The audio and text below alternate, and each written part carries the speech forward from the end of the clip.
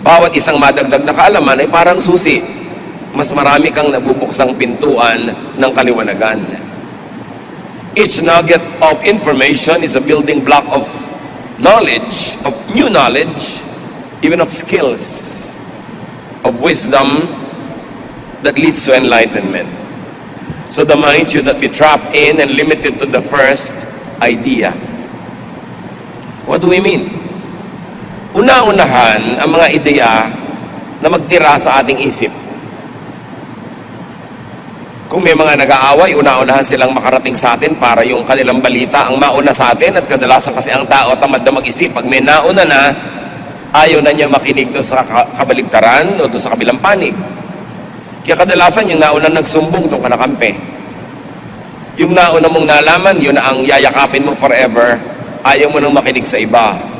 Pero kung ang utak ay palalaguin natin, dapat handa ka na ipa-challenge yung idea na nakatrono, nakaupo sa iyong utak, kung may bagong dapat umupo doon. Yan, mapagkakakilanlan ang mga taong umuunlad ang isip at buhay, yung handa na isuko ang mga dati nilang iniisip kung sila ay makakita ng mas superior na kaisipan. Romans 12:2, do not conform to the pattern of this world, but be transformed by the renewing of your mind. Then you will be able to test and approve what God's will is, His good, pleasing, and perfect will.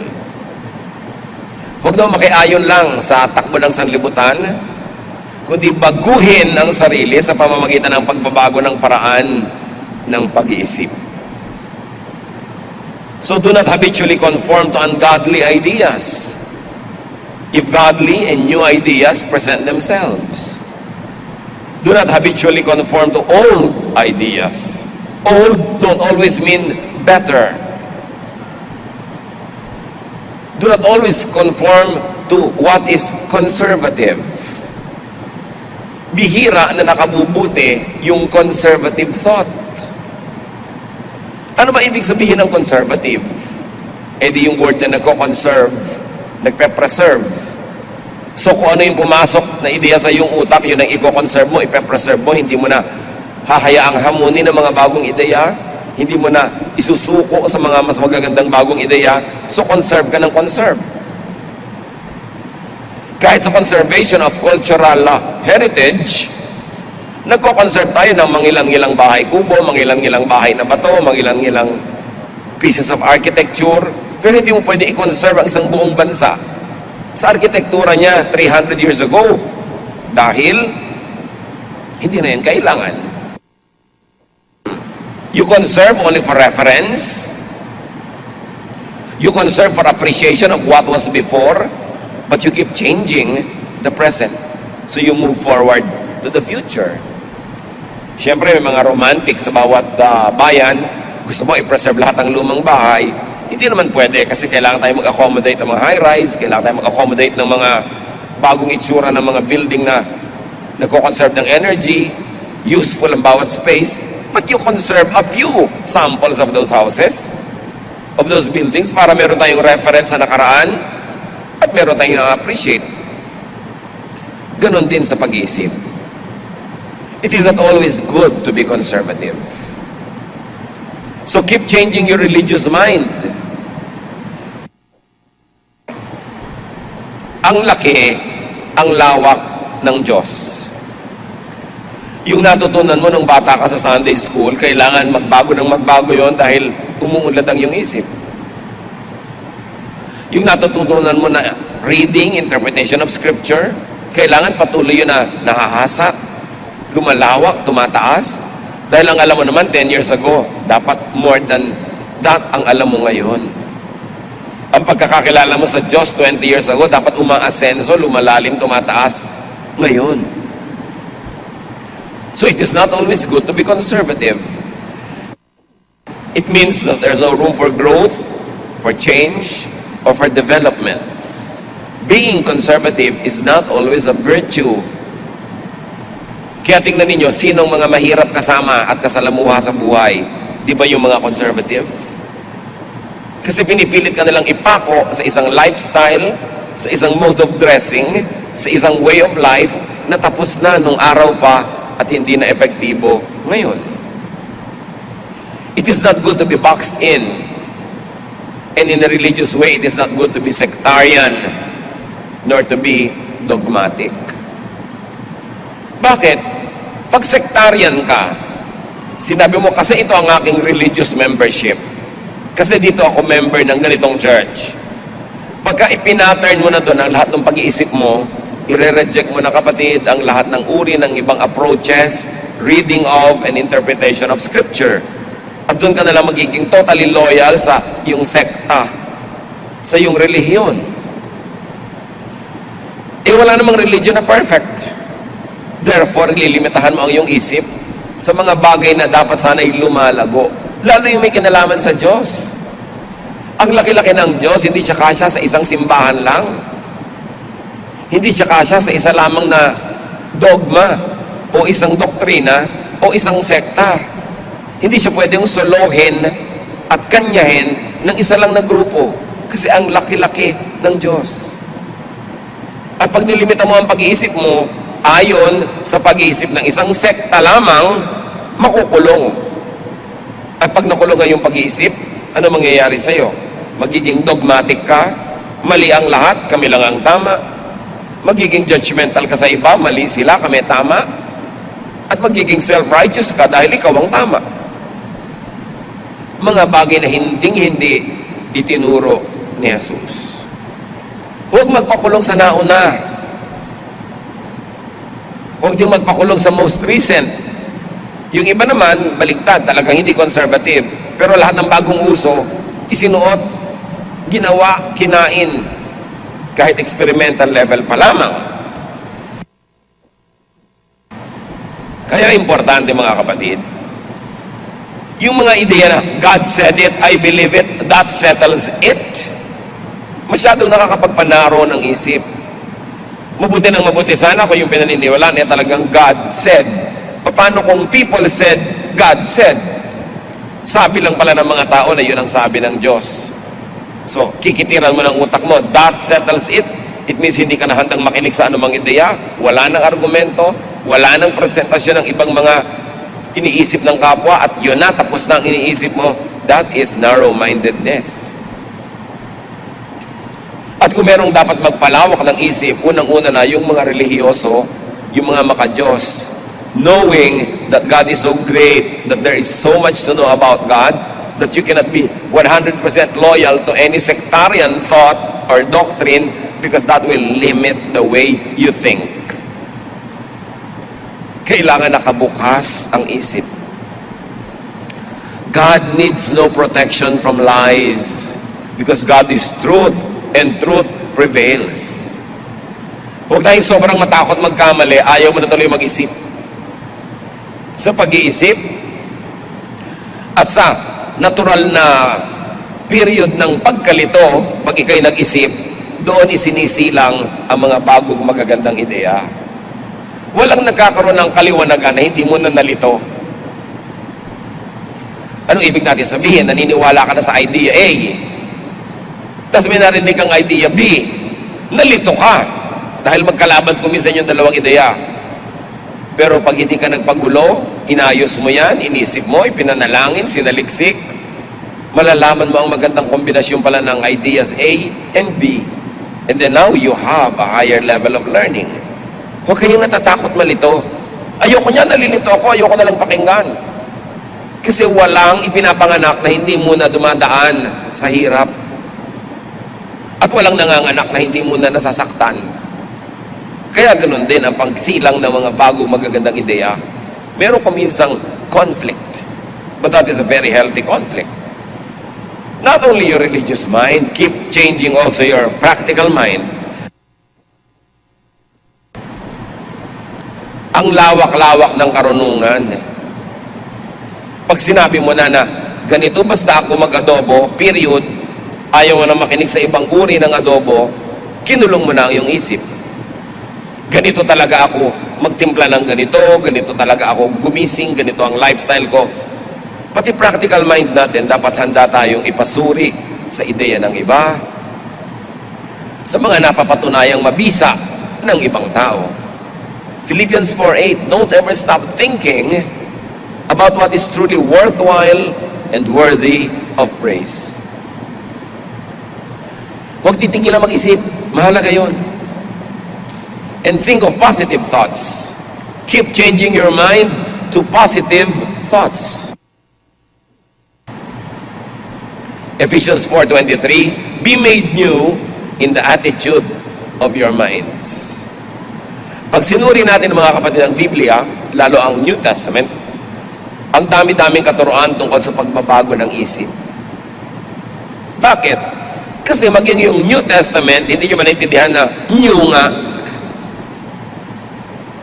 Sinasabi ng Panginoong Yesus, ang bagong alak hindi pwede ilagay sa lumang sisidlan. Sasabog, masisira yung lalagyan. Dapat bagong alak, bagong sisidlan. Ang daming bagong ideyang dinala ni Jesus. Attitude tungkol sa law, attitude tungkol sa Old Testament, attitude tungkol sa relihiyosong mga leaders. Ang dami niyang bagong ideya na dinala. At sinasabi niya, kung hindi niyo babaguhin ang korte ng utak niyo, hindi magkakasya itong mga bagong ideya. Magkakagulo. Keep changing your mind. Jesus was never conservative. Ang dami nga niyang mga binangga ng mga conservative thoughts na nagkukulong sa mga tao at nagpapahirap sa kanila. Kaya galit sa kanya yung conservative establishment. Pagbabago ng isip ang kanyang katuruan, Ephesians 4:23, let the Spirit change your way of thinking. Magtataka ka sa mga tao, bakit tayo tapon ng basura sa ilog? Ba't hindi natin baguhin ang pag-iisip tungkol sa ilog? Nung araw kasi may old concept tayo na lahat ng hindi kailangan itapon sa ilog. Kaya pag may bangkay, itapon sa ilog. Ipaanod sa ilog. Sa dami ng taong nagtatapon ng basura, parado na yung ilog. Wala ng ilog. Change the way you think about the river and you will change the way you behave and you will take care of our rivers. Ang dami-dami mga river, wala nang isda, hindi na mapaliguan ng mga tao kasi lahat ng kulungan ng baboy, yung mga dumi ng kulungan, doon nagpupunta sa ilog. Again, it's a way of thinking. Bakit mo ilalagay ang mga dumi ng kulungan ng baboy sa ilog? Ano mangyayari sa ilog? Pagka maraming mga kababayan tayo nagkikita-kita, nagtatagpo-tagpo, tingnan nyo ang iiwang tambak-tambak na basura. Dito lang sa bulwagan ng Panginoon, tingnan nyo mga ilalim ng silya ng mga tao pagkatapos ng worship. Sari-saring kalat ang iniiwan. Mga pinagkainan, mga balutan, mga pinag-inuman. Ano tingin niya sa sahig ng bulwagan ng Panginoon? Basurahan? It's the way we think. Kailangan palitan natin ang attitude tungkol sa basura na mas matanggal ko sa sarili ko, maitapong ko, okay na ako. It has to be disposed of properly. Mahirap pa sa mga tao magdala ng mga mumunting mga plastic bags, kung may mga kalat-kalat silang nalilikha, balutan ng mga candy, etc., etc., doon nila ilagay. At pagdaan nila sa isang matinong basurahan, doon nila ilagay, hindi kung saan-saan bitawan. It's the way we think. Pag tinitingnan natin ang mga problema ng ating lipunan, ang mga bus, kahit saan na lang nagbababa at nagsasakay, kasi ang gusto lang niya, siya ang makakuha ng pasahero, it's the way the drivers think. But also because it's the way the operators think. Why? Kasi porsyentohan ng mga driver ng bus. So gusto nila magsakay na magsakay kahit punong-puno na. Magmadali para makarating agad doon sa dulo at makapagsakay uli para dumami ang porsyento nila. Sasabihin naman ng iba, bakit hindi natin lang bigyan ng fixed salary ang mga driver para hindi sila ganon? Pag binigyan mo naman ng fixed salary, hindi na magdadrive. Ang bagal-bagal na kahit walang pasahero, okay na sa kanila kasi fixed naman yung salary. So sinong may problema? Yung operator, yung pasahero na kahit saan gustong bumaba at sumakay, bababa at sasakay, yung driver, sino? Lahat, ang buong lipunan. So sino nagdurusa? Tayong lahat. Nakita nyo lang kaguluhan ng mga public cemetery natin? Wala ka ng lakaran? Nung nakatalikod ka, biglang merong naglagay ng nicho dito sa daan, may lumampas, merong nakatagilid, may nakatiwarek, patong-patong, ang gulo-gulo ng lipunan natin. We should change the way we think.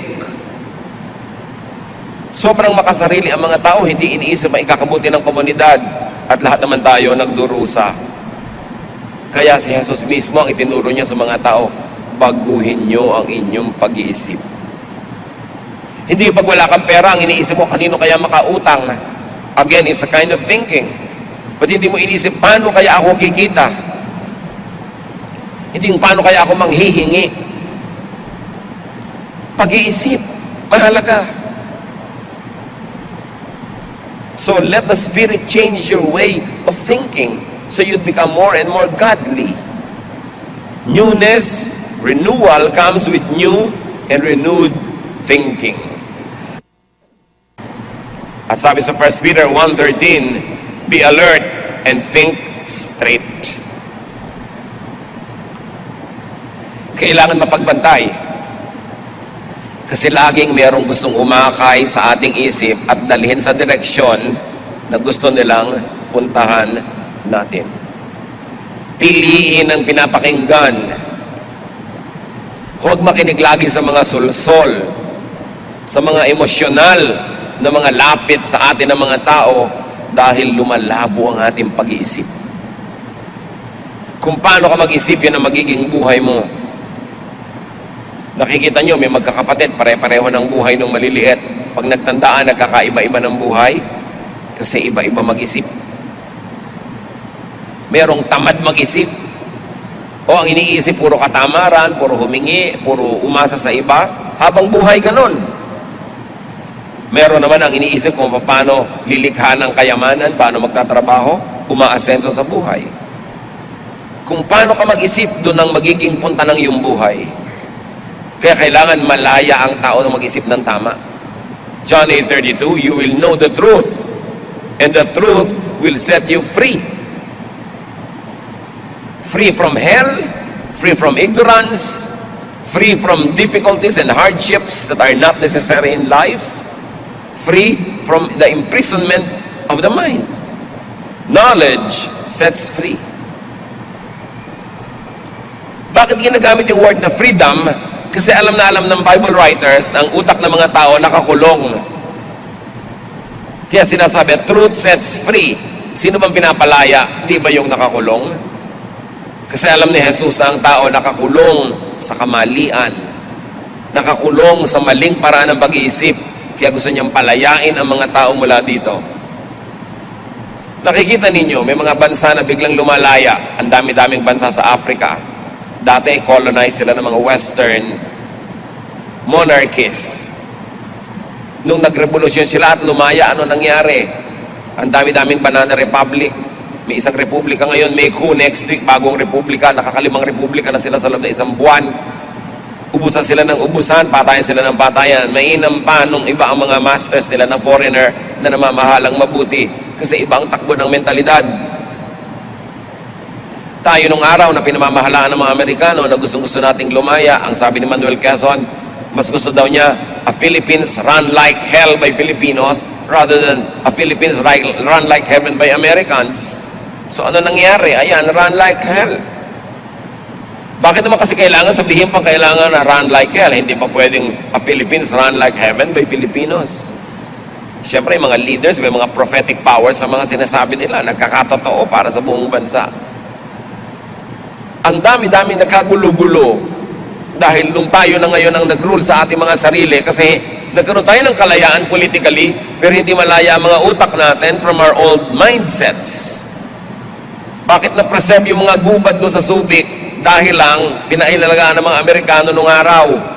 Lahat ng gubat sa paligid doon, under the Philippine government, nakalbo. O ngayon, nauunti-unti nang nakakalbo under our own government. Bakit na-preserve ang Camp John Hay, ang mga pine trees, dahil pinamahalaan ng mga Amerikano noon. Nung kinuha natin, ayan, kutakot-takot ang pinuputol ng mga puno. Kutakot-takot na corruption. I am not saying that desirable to be ruled over by foreigners.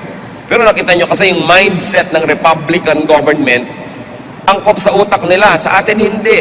Sa atin ang demokrasya nagiging mob rule. Yung marami nakakapangyari. Paano kung ang marami ay mangmang? Paano kung ang marami hindi nag-iisip na mabuti? Paano kung iboboto mo lang isang politiko dahil maganda yung asawa? Ano mangyayari sa demokrasya? At ganyan din ang nangyayari sa church. Gagamit ka ng mga democratic processes sa church, nagboboto ka ng mga elders, tapos mamimili sila ng pastor na i-hire. Power from below, democratic power. Not everyone is aware to be able to govern well. And if you get power from below, you get chaos when those who are below are not enlightened. It's all a problem of thinking. Sa mga pamilya niyo mga kapatid, sino ba mga problemang tao? Di ba yung baluktot mag-isip? Nga walang katwiran? Ignorance imprisons. Ignorance enslaves. Kaya si Jose Rizal noon, sabi niya, bago kalayaan, edukasyon muna. Kasi ano ang mangyayari sa isang bayang malaya na mangmang? Kailangan natuto ka muna para yung laya magamit mo sa responsibility, hindi sa licentiousness. Katulad din ng mga lumalaya sa Panginoon dahil may eternal security, anong gagamitin nila para sa mga pamumuhay na sobrang sama? Dahil sabi nila, secure na kasi ako. Ginamit yung kalayaan sa mali. Ang kalayaan ay bagay sa mga taong marurunong. Pag pinalaya mo politically ang mga tao hindi marurunong, sila magpapatayan, sila mag-uubusan. At sila hindi nila mamahalin yung public institutions. Ignorance of the majority empowers the cunning minority. Even the monarchy and priesthood. Napakatagal, mga kapatid, na ginusto ng mga nagaharing mga uri sa lipunan like the elite, the monarchs, and the priesthood na panatilihing mangmang ng mga tao. Kasi ang mangmang ng mga tao ay madaling pasunurin, madaling abusuhin. Kaya merong isang quote dito sa play ni Oscar Wilde, The Importance of Being Earnest, na gusto kong i-share with you because it encapsulates the idea of the elite about the masses. Sabi ni Lady Bracknell, isang elitistang mayamang babae, I do not approve of anything that tampers with natural ignorance. Ignorance is like a delicate, exotic fruit. Touch it, and the bloom is gone. The whole theory of modern education is radically unsound. Fortunately, in England, at any rate, education produces no effect whatsoever. If it did, it would prove to be a serious threat to the upper classes and probably lead to acts of violence in Grosvenor Square. Itong si Oscar Wilde, nakulong ito dahil sa kanyang mga pitik, no, at mga pilantik niya against the aristocracy at sa kanyang lifestyle that was not in conformity with the times of his life. Pero lumalabas sa karakter nitong babaeng ito na mas gusto ng mga elite, mas gusto ng mga nangunguna ay mga tao para sila lang ang marunong, para mamanipulate nila ang mga tao sa kanilang ikabubuti. Kahit sa religion, ganun mga kapatid. Gusto ng maraming mga preachers, teachers, mga leaders, mangmang ang mga tao. Para kung ano na lang ang sabihin nila sa pulpito, yun na ang katuruan. Para kung anong ituro nila sa kanilang mga classes, yun na. At ang mga tao hindi na nag-iisip para sa sarili, hindi na nagsasaliksik. Mas madaling i-manipulate. Madaling pasukahin ang mga donation. Madaling pilipitin at gamitin. But that is not the way of Jesus.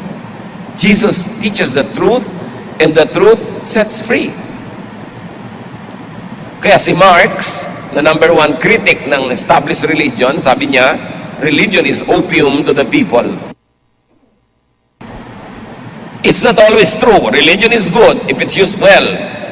But it is true also that religion could be misused. Pampabangag sa mga tao. Pampamanhid sa mga tunay nilang mga sakit.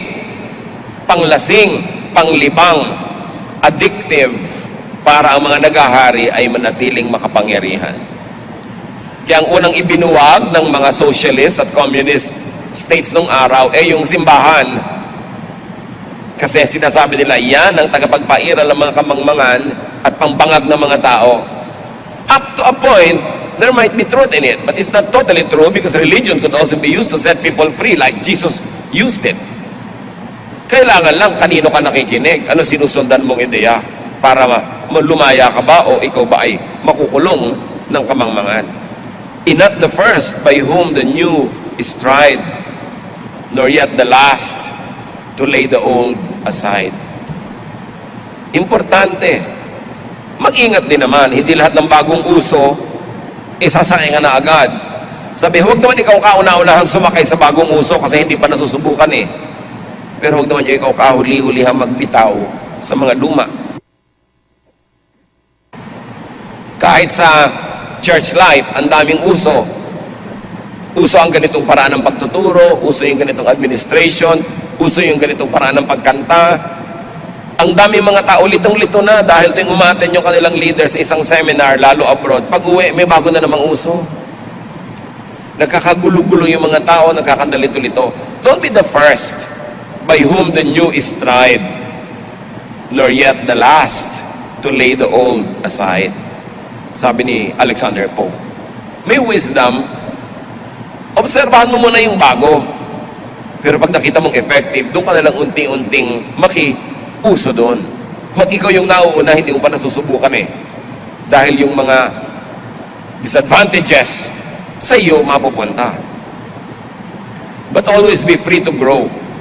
Colossians 3:1-2. You have been raised to life with Christ. Now set your heart on what is in heaven, where Christ is and rules at God's right side. Think about what is up there, not about what is here on earth. Pinabangon na daw tayo at itinaas kasama ni Jesus, so ang utak natin dapat nasa taas, wala sa baba. Hindi laging geographical yung sinasabing langit na nandun sa malayo. This verse could be read as, think like Christ, put your mind in the heavens, palaguin ng utak, palakihin, pataasin ang pag-iisip, para maabot mo ang mga makalangit at matataas na bagay. Heaven could also mean a mindset, a level of thinking and awareness. 2 Corinthians 3:18, the Lord's Spirit makes us more and more like our glorious Lord when we get to think like the Lord. Goal ng mga Kristiyano, maging Christ-like. How will you be like Christ? Only when you think like Jesus. Not by doing what Jesus did, nagpapapako ka sa krus, kung ano-anong gagawin mo, kinokopya mo yung ginawa niya. No. Think like Jesus thought. And you will be like Him. Ang pinakakamukha mo naman eh, yung taong kamukha mo mag-isip. Yun ang pinakakasundo mo, at yun ang pinakaswak sa iyong sariling mga values. So mga kapatid, keep examining your thoughts. Hindi ko mo luma, hindi ko mo matagal na, at hindi ko mo tama noon, eh laging yun ang pinakamahusay kahit ngayon. Proverbs 14:12, there is a way that appears to be right, but in the end, it leads to death. So dapat, suriin talaga, pakaingatan. Proverbs 24:7, wisdom is too much for fools. Their advice is no good. So huwag makikinig sa mga mali-mali, baluktot, magpayo. Pumaparada kahit saan, kalat ng kalat, napipintasan tayo at nalalait at bumababa ang pagtingin sa atin. May mga bansa sa labas ng Pilipinas na maraming Pilipino, pag nagkita-kita sila doon, ang iiwan nilang kalat, bundok-bundok, tambak-tambak, para silang mga santambak na basura. Ano ang nililikha na impression tungkol sa ating lahi? At dahil sa mga impression na yan, anong nalilikha niya ng mga salary ranges para sa ating mga kababayan, anong mga posisyon ang binibigay nila kung mababa ang pagtingin nila sa atin. Paano naman tayo gagalang kung magkikita-kita tayo, ang iiwan natin bundok-bundok na basura, simpleng basura, hindi natin maayos. Maayos pa ba natin ang bansa? Change the way you think. Improve the way you understand and get understood by your world. Keep changing your mind for the better. Change from glory to glory. And very importantly, mga kapatid, change your mind to understand people. Think about this. Kung lagi kayong naiinis sa asawa nyo, hindi naman siya nagbabago, it's time to change your mind about your spouse. Change the way you think about her or him. Naiinis kayo sa nanay nyo, naiinis kayo sa anak nyo, naiinis kayo sa biyanan nyo, hindi naman siya nagbabago. Ba't din na lang yung pag-iisip nyo, baguhin nyo? Unawain nyo siya. Mas bigyan nyo ng lugar para maunawa nyo. Change your mind so you understand people, especially your loved ones. Especially those who love you. Change the way you think so that you can promote peace and understanding and love among people. Kung lagi ang pag-iisip nyo ang nakakauwian ay nakakalaban nyo yung kapwa nyo, nagtatalo kayo, nag-iiba-iba kayo ng mga ideya, baguhin nyo na ng pag-iisip nyo para magkaroon ng katahimikan. Kesa patuloy naman, manindigan kayo sa inyong